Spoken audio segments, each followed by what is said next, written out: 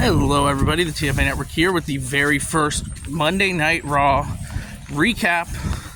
I know I've tried to do this multiple times, but this time around we are going to actually do it, and we're going to upload it on YouTube every Monday Night Raw, NXT, and SmackDown. We're going to have a little recap about the episode, about the storylines that are going on, and pay-per-views included. I decided I wanted to start now because, we're down to our last pay-per-view of 2024, and then Netflix will be taking over the show, so there'll be a lot more eyes watching Monday Night Raw recaps and things like that, because a lot more people are going to be getting involved in the community, I would think. We're going to try this style for this week's episodes recaps, and then we may also try another style where we record a little bit of gameplay of just about anything and recap that, and then I will get you guys, or get some people that I know, to tell me which style they think suits better. So anyway, we had our first Monday Night Raw post-Crown Jewel, which was pre-recorded in Saudi Arabia the day after Crown Jewel, Riyadh, Saudi Arabia. So there was some spoilers that went around. Everything that they rumored was true. There was nothing spectacular happen. They don't do anything super crazy on pre-recorded shows. But anyway, so we opened the show with Liv Morgan, Raquel Rodriguez, and Dominic Mysterio of the Judgment Day, basically flexing the fact that Liv Morgan is the greatest women's champion. She's the only women's Crown Jewel champion, and that she took down Rhea for the third time. Because for anybody who didn't know, that angle that they had on NXT last week with a beat up Rhea Ripley was an actual storyline, like a real life write out for Rhea Ripley, as supposedly she suffered an injury in a match with Liv Morgan. Not a match, but a segment with Liv Morgan where she bounced her head off of something and she broke, I believe, the orbital bone is what they were saying, which kind of hurts. Might take a minute to heal. Somebody was trying to run me over. Fuck you, buddy. So they were using that real life fact that actually happened to fuel her storyline, and out comes Jade Cargill and Bianca Belair, both basically saying that they both also won at Crown Jewel, and that they didn't like the fact that they creeped on them on last week's Monday Night Raw, so they're challenging them to a women's tag match. Adam Pearce then comes out, says, nah, that don't fly. He doesn't want that to be what happens. He's disgusted by Liv Morgan injuring Rhea again, and he wants to find her a number one contender. And so they do a women's number one contender battle royale, and both Bianca Belair and Jade Cargill are included. I wish they did these battle royales for men's titles. They never do. It's always the women's titles. And so our field for that battle royale was essentially Bianca Belair, Jade Cargill, Io Sky, Kairi Sane, the Witches. We had the two party girls. We had Lyra Valkyria. We had Natalia. We had, who else did we have? Maxine Dupree, Ivy Nile. Just the whole women's field, essentially, from Monday Night Raw, which is not, Zelina Vega, not the strongest women's field. There's only like a handful of people that are real contenders in that women's field.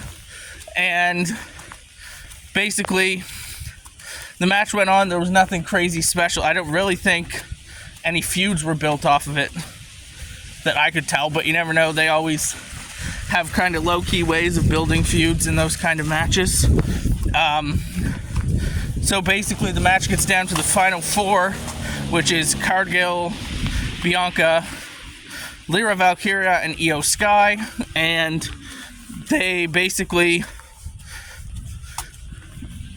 Jade and Bianca think that they've got the other two out, so they start getting prepped to fight each other. Then the other two come back out and they knock them out, and then it's down to Lyra Valkyria and Io Sky. They have a little battle on the ring apron, and that is kind of how that match ends, with Io Sky winning and becoming the new number one contender, which is not a bad choice. I kind of figured everybody was kind of saying that's going to be her next number one contender, because who else do you really have? You don't have much of anybody else. You have basically the final four in that match is probably her next four competitors, I would imagine, with Bianca Belair, Jade Cargill, Lyra Valkyria, and Io Sky. I would say those are her next four competitors, unless we call up Roxanne Perez from NXT or Lash Legend, maybe. Those two are also possible contenders I could see. So that match ended. Then we got a backstage segment where the New Day were beefing as usual, basically talking about how the lead wasn't taken properly and they lost their number one contenders match, and that they're going to have a rematch against the War Raiders tonight as a bit of a grudge match, because they're mad about the result of the triple threat from last week with them, the War Raiders, and Rey Mysterio and Dragon Lee. So then that segment is interrupted by the Wyatt Six. That segment's interrupted by the Wyatt Six, who, I don't think buses come down here. There's a bus over here. The Wyatt Six, who basically show that they've kidnapped The Miz, and they've shown that he whispered lies to everyone. It flashes back to way back. I don't know exactly what year, because I haven't been watching wrestling every year consecutively, but it flashes back to Bo Dallas as a student of The Miz, and how he lied to him and didn't get him what he was supposed to get him. And then they have The Miz tied up in a chair, and they take the tape off of him, and he says, "You're not looking for me, you're looking for the Final Testament." And they say, "No, we're looking for you." And then Dexter Lumis grabs him by the back of the neck, and then it just kind of ends, does its regular, shh, with Nikki Cross. So that is an interesting development. I like that. We're followed by a match with the New Day and the War Raiders. Nothing special about that match. It ends with the War Raiders winning, adding more heat to the New Day feud, and building up the War Raiders for their number one contenders match, which I'm assuming is next week. I don't recall them actually having any, on next week's Raw, we're having this, and this. There wasn't actually that this week. So yeah, we had that match. Then we had another backstage segment with the Judgment Day and the War Raiders. And we had an interview with Seth Rollins. Those might be out of order just by mistake. Then we had Sami Zayn come out and discuss what went on at Crown Jewel, where, if anybody else didn't watch Crown Jewel, he came out and helped the Usos and Roman Reigns, but then super kicked Roman Reigns by accident, from what I can see. But you never know. He basically comes out, Jey Uso comes out, Jimmy comes out. They beef a little bit. He says, I can't do this anymore. I don't want to be tested. I don't want to be judged. I don't want all this shit judging my loyalty. So he says he's not helping. That he will not be helping with this War Games thing. And then it basically ends with Jay saying, "Come speak to us on SmackDown like family." So we'll see what happens to continue this story on SmackDown. I think we are going to get him as the fourth guy because I don't know who else we really can get. But you never know. There might be a new Bloodline member introduced or something. We'll have to see. So then after that segment, I think those previous two segments that I said before happened. I think I got the timing on them a little mixed up. So we had that. Then we had a match against Dragon Lee and Chad Gable that basically sprung from last week in the number one contenders match. Chad Gable ruined the match for Dragon Lee and Rey Mysterio. The match ended with Dragon Lee getting the win with an interruption from Rey Mysterio. And I found out something for anybody who was curious like myself.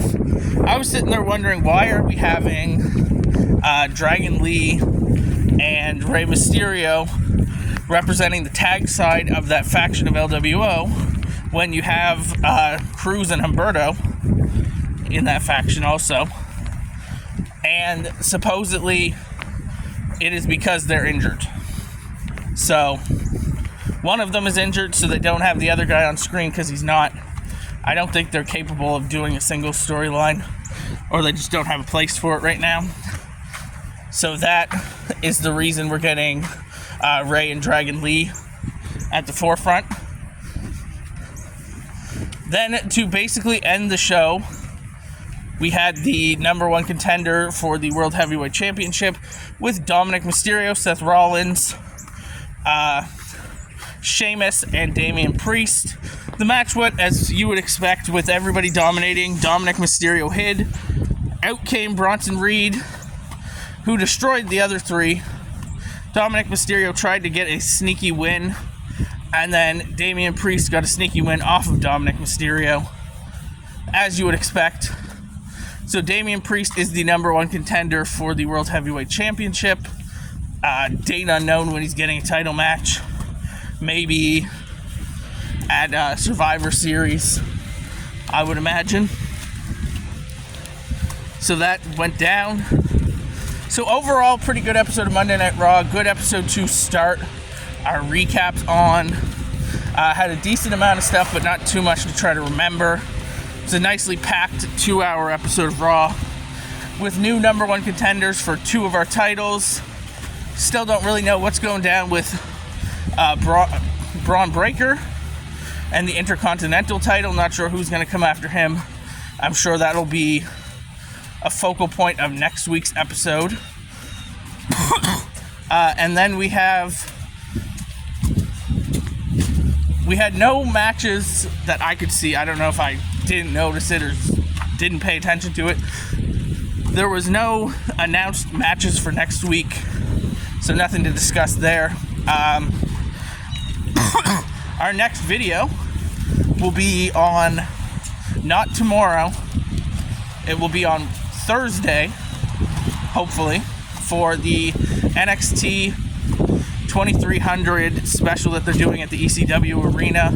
It's coming on Wednesday because the U.S. election is today, Tuesday. So that episode will be out hopefully on Thursday, where we discuss what happened there. We have quite a few good announced matches to talk about and more. And I will see you guys in the next one.